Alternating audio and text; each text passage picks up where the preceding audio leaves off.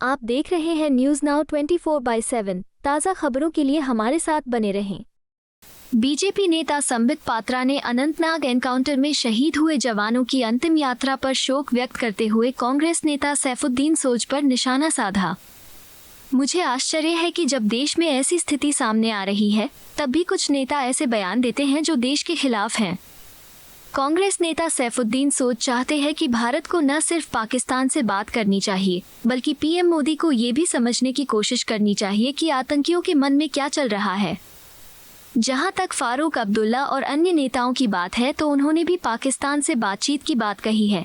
भारत 1000 बार कह चुका है कि बातचीत और आतंक कभी एक साथ नहीं चल सकते। फिर भी जब सैनिक अपने प्राणों की आहुति दे रहे हैं और जब उनका अंतिम संस्कार किया जा रहा है तो ऐसे बयान दिए जा रहे हैं जो न केवल अनुचित है बल्कि दुखद भी है। आप सभी का अभिनंदन, नमस्कार।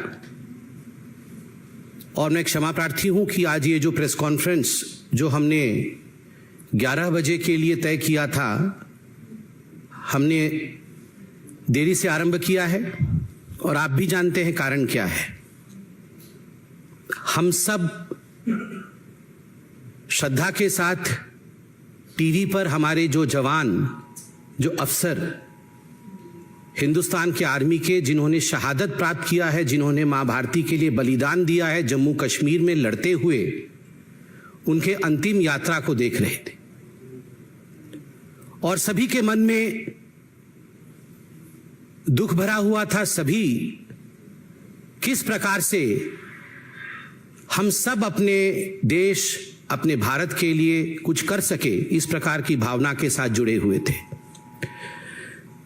मगर मुझे आश्चर्य होता है कि जब ऐसी परिस्थिति देश में होती है, आप लोगों में से कई चैनल ये भी दिखा रहे हैं कि अभी अटैक्स चल रहे हैं, आतंकवादी हमले हो रहे हैं, उस बीच भी कुछ नेता ऐसे हैं जो बयान देते हैं जो देश के विरोध होता है, जिसमें देश का विरोध होता है।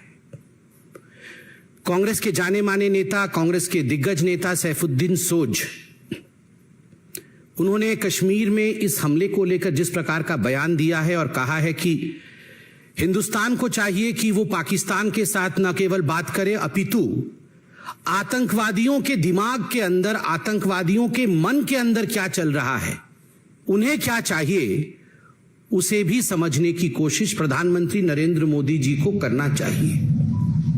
आप सोच के देखिए, ये कांग्रेस की सोच है, ये कांग्रेस की सोच है। सैफुद्दीन सोज जो कांग्रेस के दिग्गज नेता है, जिन्होंने जम्मू कश्मीर को लेकर पहले अपने किताब में कश्मीर को लेकर प्लेबिसाइट होना चाहिए, कश्मीर अलग होना चाहिए, इस प्रकार के बयान भी दिए हैं। उन्होंने आज कहा है कि आतंकवादी के मन के अंदर, आतंकवादी के दिमाग में क्या चल रहा है, हिंदुस्तान का यह फर्ज है कि हिंदुस्तान ये जाने। आर्मी के चीफ को सड़क का गुंडा कहती है कांग्रेस, और आतंकवादी के मन को पढ़ने के लिए प्रयास करना चाहिए, इस बयान की हम निंदा करते हैं। जहां तक फारूक अब्दुल्ला और बाकी नेताओं का सवाल है, उन्होंने भी पाकिस्तान से बातचीत की पेशकश की है। मुझे दुख केवल इस बात का है कि हजारों बार हिंदुस्तान ने कहा है talks and terror can never move together. उसके बावजूद जब शहादत चल रही हो, जब वीर जवानों की अंतिम यात्रा चल रही हो, उस समय इस प्रकार की, मैं कहूंगा, इस प्रकार के स्टेटमेंट कहे जाएं, ये न केवल अनुचित है अपितु ये दुखद है। हिंदुस्तान इसका जवाब देगा। मुझे तो ये कहते हुए भी दुविधा होती है, कहते हुए भी दुख होता है कि सैफुद्दीन सोज, फारूक अब्दुल्ला जैसे लोगों को एक मुख्य स्थान इन राजनीतिक पार्टियों ने दिया हुआ है, अपने अलायंस में, अपने पार्टी में, अपने ग्रुप में। उनको बॉयकॉट नहीं करते, मगर बॉयकॉट करने की बात आती है तो लोकतंत्र में पत्रकारिता को किस प्रकार बॉयकॉट करना है, उसको लेकर ये लोग आगे बढ़ रहे हैं। ये जो इंडी अलायंस है, आप सभी जानते हैं आज 15 सितंबर है। 15 सितंबर यानी अंतर्राष्ट्रीय लोकतंत्र दिवस, इंटरनेशनल डेमोक्रेसी डे है आज। आज के दिन जिस प्रकार का एक सर्कुलर ये इंडिया अलायंस या घमंडिया अलायंस कह लीजिए उन्होंने जारी किया है और कुछ पत्रकारों का नाम बकायदा नाम लिखकर जारी किया है, ये हिंदुस्तान के लोकतांत्रिक इतिहास में पहले कभी नहीं हुआ था कि इस प्रकार पत्रकारों के नाम के साथ कि हम उन्हें बॉयकॉट कर रहे हैं एक सर्कुलर जारी किया जाए। यह पत्रकारिता का विरोध है और इंटरनेशनल डेमोक्रेसी डे में कहीं न कहीं यह दिखाता है कि कुछ ऐसे दल आज भी हिंदुस्तान में हैं जो पहले भी लोकतंत्र पर विश्वास नहीं करते थे और आज भी लोकतंत्र और लोकतांत्रिक प्रक्रियाओं पर विश्वास नहीं रखते हैं। एक इतिहास है, there is a chronology in history. आप याद कीजिए पंडित नेहरू हिंदुस्तान के पहले प्रधानमंत्री 10 मई 1951 10 मई 1951 हिंदुस्तान का पहला अमेंडमेंट, हिंदुस्तान के संविधान का जो पहला संशोधन होता है वो संशोधन क्या था? The first amendment of the Indian constitution was to curb the freedom of expression. किस प्रकार से रेस्ट्रिक्ट किया जाए फ्रीडम ऑफ स्पीच को, यह पहला संशोधन, प्रथम संशोधन था पंडित जवाहरलाल नेहरू का, भारतवर्ष का। आप सोच के देखिए, भारतवर्ष की उस समय एक इंटरिम सरकार चल रही थी, इलेक्शंस भी नहीं हुए थे, मगर एक इंटरिम गवर्नमेंट द्वारा पहला संशोधन यह किस प्रकार फ्रीडम ऑफ स्पीच को रोका जाए उसको लेकर था। इंदिरा गांधी 25 जून 1975, 25 जून 1975 declaration of emergency, the black day in the history of India's democracy. इतिहास में हिंदुस्तान के लिए एक काला धब्बा बना था जब इमरजेंसी लागू इंदिरा गांधी ने किया था और लाखों पत्रकारों को जिस प्रकार से प्रताड़ित किया गया था, संपादकीय तक पत्रकार लिख नहीं पाते थे। पुलिस बैठकर देखती थी वहां पर कि संपादकीय में कहीं इंदिरा गांधी के विरोध में कुछ लिखा जा रहा है या नहीं लिखा जा रहा है।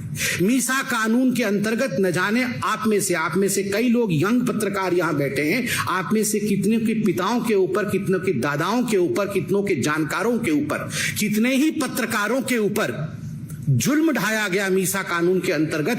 इस विषय से भी हिंदुस्तान वाकिफ है। राजीव गांधी 29 अगस्त 1988, डिफेमेशन बिल 1988, आप याद करिए उस समय बोफोर्स चरम पर था। कुछ ऐसे पत्रकार थे, जाबाज पत्रकार मैं कहूंगा उनको, और कुछ ऐसी पत्रकारिता थी जिन्होंने बोफोर्स को बड़े स्पष्ट रूप से उजागर किया था। The story of Bofors and bribe. किस प्रकार से भ्रष्ट नेता बोफोर्स में लिप्त थे। राजीव गांधी जी के इस चरित्र को उजागर करने का काम कुछ बहुत बड़े अखबारों ने किया था। उनको लेकर जिस प्रकार एक डिफेमेशन कानून लाने का प्रयास 1988 में राजीव गांधी की सरकार ने किया था, कानून ले भी आए थे, मगर हिंदुस्तान के इतिहास का वो पहला कानून बना जिसको वापस लेना पड़ा, क्योंकि पत्रकार जगत एक होकर खड़ा हो गया। There was unity amongst the media people. सारे मीडिया के लोग एक होकर खड़े हो गए, जाग उठे, हिंदुस्तान जाग उठा और अंततोगत्वा प्रेस कॉन्फ्रेंस करके राजीव गांधी को डिफेमेशन बिल 1988 वापस लेना पड़ा, जिसमें उन्होंने सोचा था कि जो गांधी परिवार के खिलाफ या उनके खिलाफ लिखेगा उसे सजा दी जाएगी। राहुल गांधी जी से मैं सवाल पूछना चाहता हूं, लिस्ट तो आपने जारी की है, क्या यह लिस्ट मोहब्बत की दुकान की लिस्ट है? सामान नफरत का और दुकान मोहब्बत का, ऐसा तो कभी नहीं हो सकता। You have shown your contempt against media. Hindustan के लोकतंत्र में जो चौथा स्तंभ है, the fourth pillar of Indian democracy, that is media. Media के प्रति जिस प्रकार का नफरत आपने प्रदर्शित किया है, मैं आपसे पूछना चाहता हूं, क्या यह मोहब्बत की दुकान है? कदाचित नहीं। मित्रों, जब ये नेता सवाल पूछते हैं, कांग्रेस पार्टी के नेता जब सवाल पूछते हैं कि सर्जिकल स्ट्राइक में हमें सबूत चाहिए, जब कांग्रेस पार्टी के नेता और आम आदमी पार्टी के नेता ये सवाल पूछते हैं कि सर्जिकल स्ट्राइक और एयर स्ट्राइक फर्जी था, आप हमें सबूत ला के दिखाइए, गिव अस द एविडेंस। जब कांग्रेस पार्टी के दिग्गज नेता पूछते हैं कि भगवान राम किस कमरे में पैदा हुए, बताओ इस कमरे में पैदा हुए या उस कमरे में पैदा हुए, जब किसी दूसरे पॉलिटिकल पार्टी जो आज घमंडिया अलायंस में है उसके नेता पूछते हैं भगवान राम ने किस इंजीनियरिंग कॉलेज से इंजीनियरिंग की बताइए, जब ये सवाल पूछते हैं तो ठीक है, जायज है, इनको बॉयकॉट नहीं किया जाएगा। मगर जब पत्रकार डिबेट में सवाल पूछ लेता है इनसे कि आपके राज्य में भ्रष्टाचार क्यों हो रहा है, आपने जो आंकड़े प्रस्तुत किए थे वो आंकड़े गलत थे, सही आंकड़े ये है, क्या हिंदुस्तान की ग्रोथ स्टोरी आज विश्व में एक रिकॉर्ड नहीं कायम कर रही, क्या G20 सफल हुआ या नहीं हुआ? अगर इस प्रकार के सवाल कांग्रेस या इंडी अलायंस के दूसरे लोगों से पूछ लिया जाता है तो आप बन जाते हैं बॉयकॉट करने वाले पत्रकार। आपको बॉयकॉट कर देना चाहिए।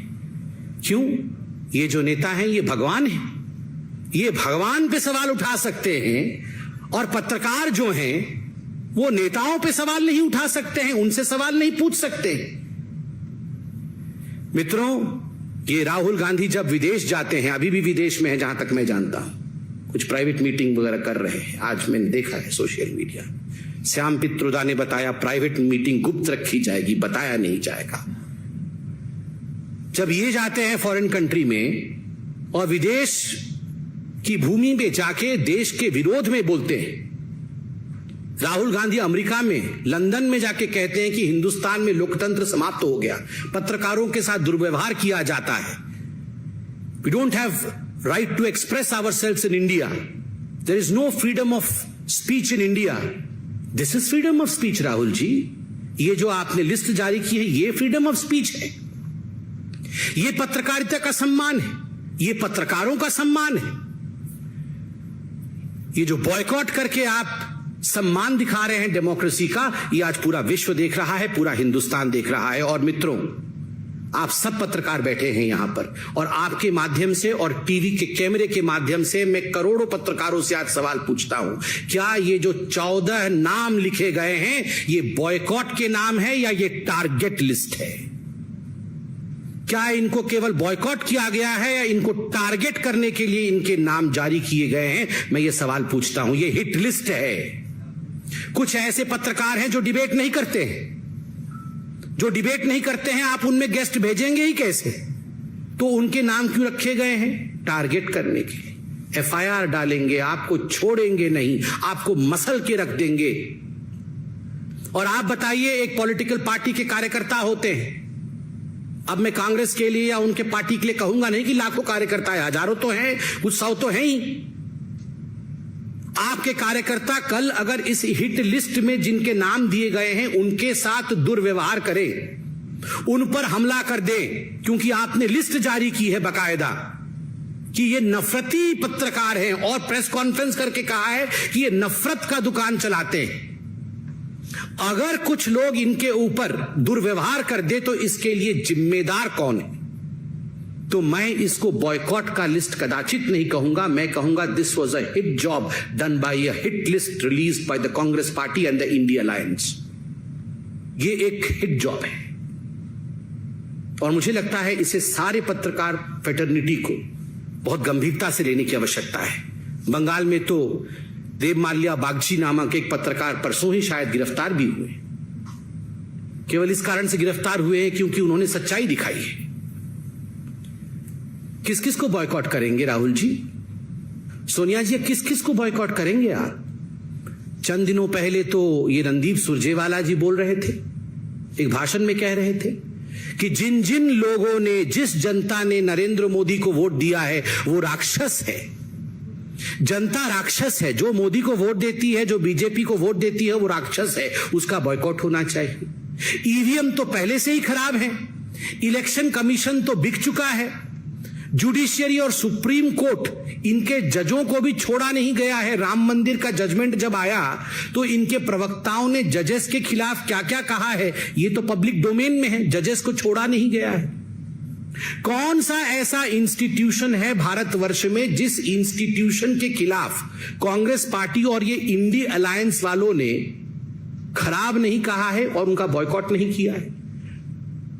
मैं आज आपको खुल के बताता हूं, जनता भी जिंदाबाद है, ईवीएम भी जिंदाबाद है, हाईकोर्ट भी जिंदाबाद है, इलेक्शन कमीशन भी जिंदाबाद है, सुप्रीम कोर्ट भी जिंदाबाद है। केवल अगर किसी से नहीं हो पा रहा है, जिसको बॉयकॉट वाकई करना चाहिए कांग्रेस पार्टी को, तभी उसका कुछ कल्याण होगा, उसका नाम राहुल गांधी है।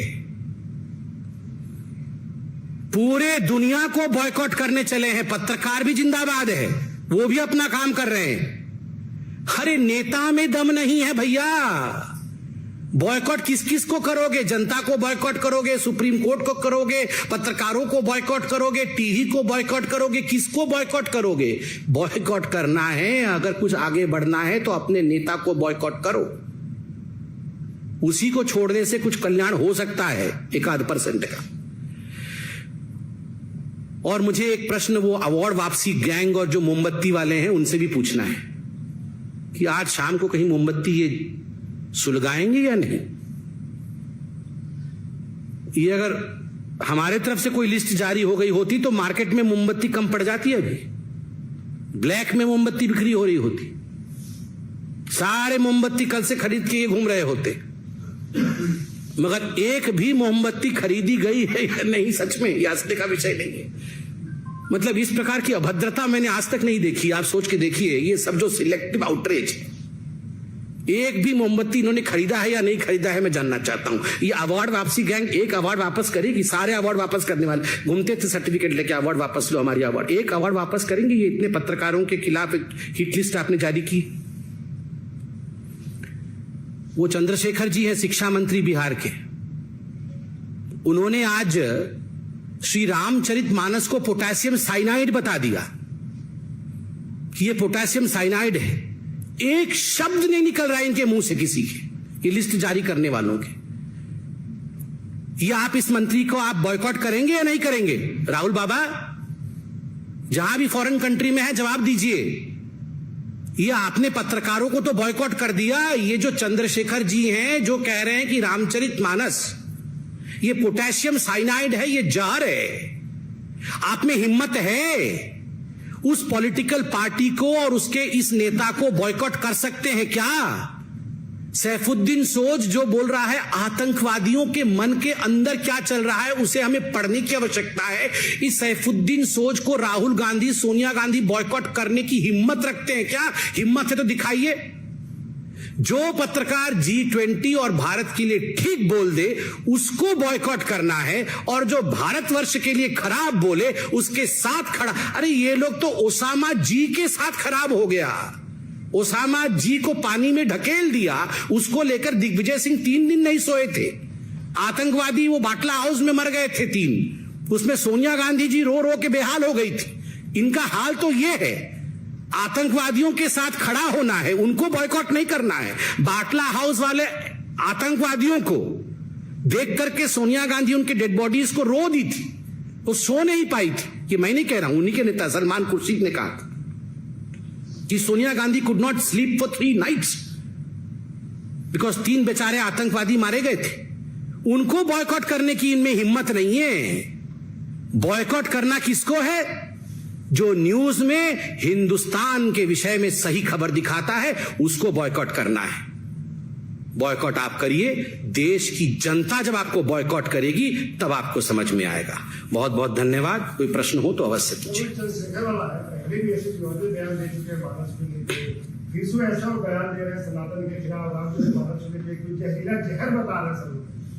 तो जहर तो भरा ही हुआ उनके अंदर। ये जितने भी इंडी अलायंस वाले हैं इन सबके अंदर हिंदू धर्म के लिए जो जहर भरा हुआ है उनके हर वाक्य में ये विषय दिख रहा है।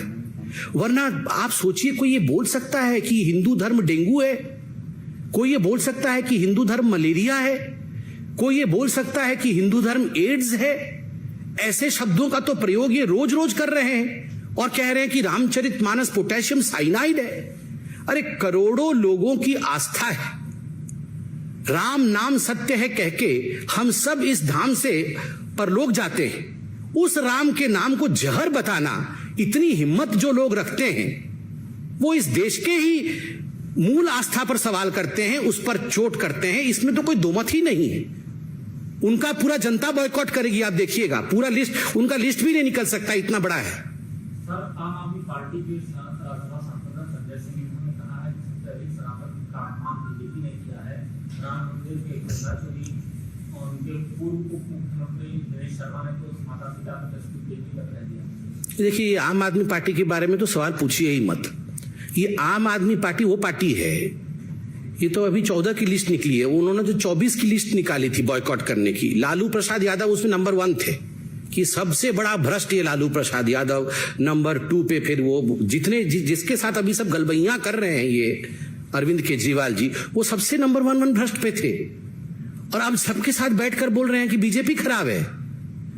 आप सोचिए उस आम आदमी पार्टी पे, ये सारे पार्टी को देखिए, मतलब ये मुझे तो कुछ समझ ही नहीं आ रहा है ये इंडिया अलायंस क्या कर रहे हैं। ये पहले आम आदमी पार्टी कांग्रेस को बॉयकॉट कर रही थी, कांग्रेस आम आदमी पार्टी को बॉयकॉट कर रही थी, ममता बनर्जी अधीर रंजन चौधरी को बॉयकॉट कर रही थी, अधीर रंजन चौधरी ममता बनर्जी को बॉयकॉट कर रहे थे। वहां पर पंजाब में आम आदमी पार्टी बोल रही थी हम कांग्रेस को घुसने नहीं देंगे। यहाँ पर नीतीश कुमार और आरजेडी में 36 का आंकड़ा चल रहा था, ये एक दूसरे को बॉयकॉट कर रहे थे। आज ये सब एक होकर बोल रहे हैं पत्रकार को बॉयकॉट कर रहे हैं। कोई जमीर ही नहीं है इनका, ये क्या करते रहते हैं। ये सबको बॉयकॉट करके अपने लिए सत्ता का शॉर्टकट ढूंढ रहे हैं। धन्यवाद मित्रों। आपको यह वीडियो पसंद आया हो तो इसे लाइक करें, हमारे चैनल को सब्सक्राइब करें